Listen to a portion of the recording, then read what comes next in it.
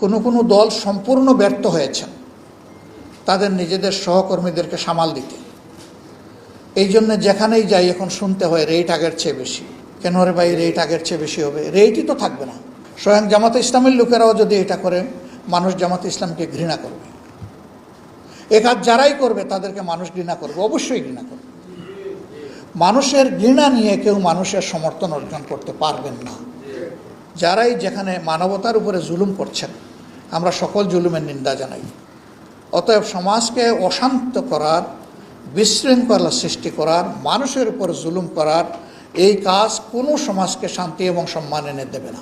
সবাই জানতে চান, আমরা বলেছি সরকারের প্রধান উপদেষ্টা তিনি ঘোষণা করেছেন বারবার, একাধিকবার, এবছরের ডিসেম্বর থেকে আগামী বছরের জুনের মধ্যে নির্বাচন হবে। 6 মাসের একটা রেঞ্জ। এখানে আমাদের দেশের আবহাওয়া এবং কিছু পারিপার্শ্বিকতার ব্যাপার আছে। ফেব্রুয়ারির শেষ এবং মার্চের 3 ভাগের 2 ভাগ সময় জুড়ে রোজা থাকবে, তারপরে ঈদ থাকবে। এই সময়টা কোনো নির্বাচন সম্ভব নয়।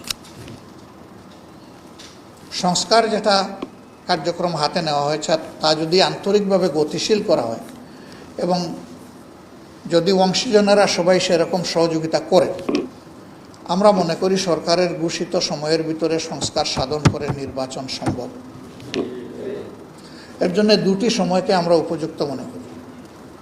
একটি হচ্ছে ফেব্রুয়ারি মাস রোজা শুরু হওয়ার আগে, আরেকটি হচ্ছে যদি কোনো কারণে এই সময়ের ভিতরে সংস্কারগুলো এবং বিচারের দৃশ্যমান প্রক্রিয়া জনমনে আস্থা সৃষ্টির পর্যায়ে না আসে, তাহলে ম্যাক্সিমাম এপ্রিল পার হওয়া উচিত নয়।